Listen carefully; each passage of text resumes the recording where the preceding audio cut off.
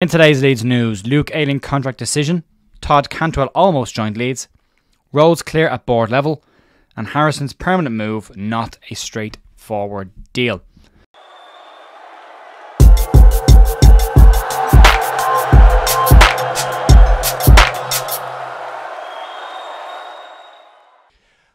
Morning folks, Ger here on Tuesday the 17th with your Leeds United news. Hope you're all having a really good week so far. We'll crack on, we'll keep this short and we will get into it, and we'll start off with talking about the contract decision on Luke Ayling. Yesterday's news, we talked about the fact that 7 players would be out of contract at the end of this season, and a decision would need to be made on a few of them, especially the more senior pros in the team. And according now to Team Talk, they say that Leeds United have made a decision on the immediate future of Luke Ayling. They claim that Leeds have offered Luke Ayling a 1-year extension, which will keep him at the club till the end of next season. Ayling is now 32. He's found the going a little bit tougher this year than previously. Struggled last year, but then everybody did struggle last year. But the experience that he has around the camp as well with the younger players in the team shouldn't be undervalued and shouldn't be underestimated by any stretch of the imagination at all. Luke could be a very experienced person to have around the dressing room to help the younger players, especially with the experience of getting out of the Championship before and the initial Premier League experience that he got and what is needed to stay in that first year, where the pressure is very much on the players. Ayling has got 263 Leeds United appearances under his belt.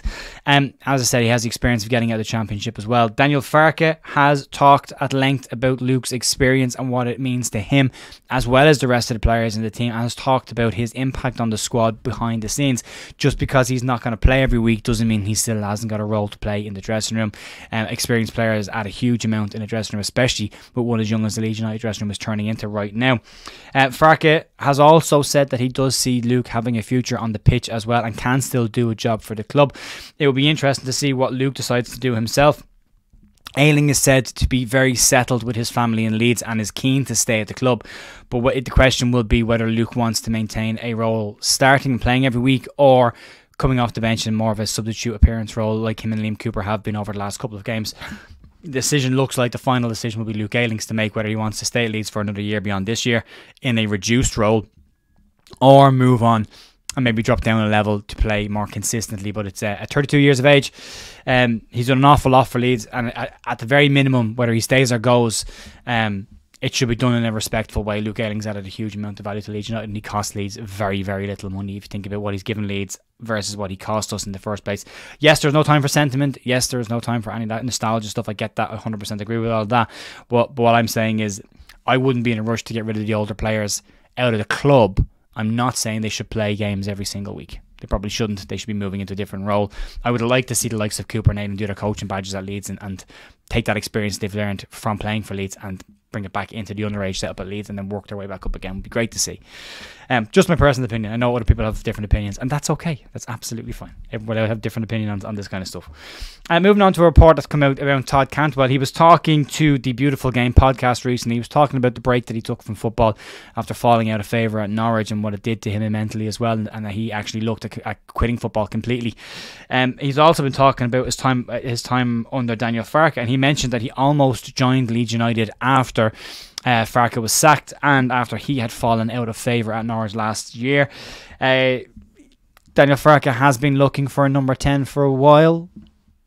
Not sure if he's overly happy with the options he's seen in the market so far. Leeds obviously missing out on Amiri during the summer as well. They do have the Pirro, Georgina Rutter rotation there at the moment, but it is thought that Leeds will still look at number 10.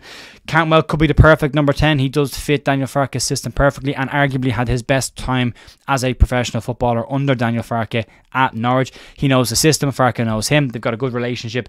Cantwell is currently at Rangers and they are playing Europa League football, so that might be a tough ask to get him away, but this is something that Leeds might look at again in January or towards the end of the season should they get promoted back to the Premier League. It would be something that Farke may revisit at a future date, but interesting to see Todd Cantwell potentially ended up at Leeds at one point, so did not know that. Moving on, let's talk about some roles at board level. This week we have seen lots, and last week we've seen lots of company house documents which have started to clarify the takeover situation at Leeds United, and we're starting to see where everybody is now that dust is settling. The paperwork has all now been finalised. Andrea Radrizzani and the other shareholders that I mentioned last week have now left the club completely, and we're starting to see the makeup of the changes that Angus Kinnear talked about a couple of weeks ago when he was speaking to the Supporters Advisory Board. Phil Hay today has shared an update on Angus Kinnear's exact role at the club, and now that the final paperwork has all been settled and done from the takeover. Other changes have also been mentioned around the roles of Rudy Klein-Thomas, as well as Jed York being mentioned for the first time as an individual in this group and not as a 49ers entity. Kinnear's role is said to be one of 4 board members. He reports directly to Parag Marathe. He also is the only UK-based board member and oversees the day-to-day operations of the club in his chief executive role. Companies House have also published a series of documents that have helped shine some light on the remainder of the roles. The new board consists of Rudy Klein-Thomas, who's one of the larger investors and is labelled as a person of significant control at the club. He is also the vice president to Parag Marathe. Pete Lowy is the 3rd member of the board, and he has been at the club since 2021 in a board member capacity, and he continues on in that capacity as well. And then there's Angus Kinnear is the chief executive officer, and he oversees the day-to-day running of the club. The other one that's interesting is Companies House have also confirmed that Jed York being directly involved and have listed him as a person of significant control. That is the same classification that's been given to Marathe, Rudy Klein-Thomas. So that's an interesting one, because he hasn't been mentioned directly. The York family have been mentioned, the 49ers enterprises have been mentioned, but Jed York himself has not been mentioned until this point. And there have been photographs circulating around the Leeds event that happened in San Francisco last year, the year before, where Jed York is wearing a Leeds United hoodie. So he's obviously invested in this, invested personally as well as financially in this situation.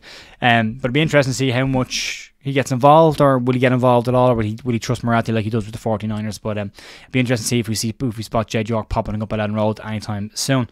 But yeah, that's the new look aboard. A lot more people in control of different stuff. Below that, then again, you've obviously got the different departments as well. And we've seen the scouting department getting a huge influx of new scouts as well coming in recently. Greta Steinson there overseeing that with Nick Hammond as well. So yeah, a lot of new roles, a lot more structure going in behind the scenes at Leeds United, rather than 2 people or 3 people being in control of absolutely everything. So probably safeguards us a little bit for the future as well. So yeah, not a bad thing, not a bad thing. And then finally today, just to talk about Jack Harrison's future. And according to the Athletics' David Ornstein, Everton will look to make Jack Harrison's move to the club from a loan to a permanent deal in due course. It does state that it's not straightforward and that it will be a bit difficult for Everton. Everton's finances are not in a great position at the moment, despite the fact that they do have a takeover going through the works through 777 Partners. They have a stadium being built as well. There is a financial fair play issue hanging over their shoulder, what was due to take place in October but hasn't happened just yet. We'll have to wait and see what happens there. Everton have currently received a loan from 77 Partners for day-to-day operations, so there's not a great financial structure there at the minute. They're down the bottom half of the table again this year, and if the move is to happen, Ornstein says a couple of things would need to take place. If you look at it this way, Jack Harrison signed a new 5-year contract at Leeds United last year. The loan move to Everton does not contain an option to buy or an obligation to buy, which puts Leeds very much in the driving seat on this situation. What would need to happen is Leeds would demand a significant fee for Jack Harrison should he go. He is one of the players Leeds have signalled that they would like to come back next season. But if he was to go, a significant fee will be needed. On top of that as well, the way he has started for Everton, if he maintains that over the course of the year, that fee is only going to go up because other clubs will have a look at what he can do there as well. The other side as well is Leeds would need to accept the fee. That's the first thing. Everton would need to avoid relegation as well, and potential points deduction if they can. And then on top of that, it will be trying to convince Jack Harrison that his next big stint in his prime of his career should be spent at Everton and not elsewhere. And if there is interest from bigger clubs like Newcastle before, it could be a tough one for Everton to win there. And then Leeds will be in the driving seat to decide whether A, they want to sell Jack Harrison, and B, what they want to sell Jack Harrison for. So the control will very much stay with Leeds. And that's going to be it for me today, folks. We're this close to real football being back now. The international break is over. Norwich at the weekend, and we will do a match preview after the press conference takes place this week, and we will do a podcast preview of the game before the end of the week as well. Have a great day today. Enjoy yourselves, and I will see you tomorrow morning for more Leeds news. Have a great day. Bye.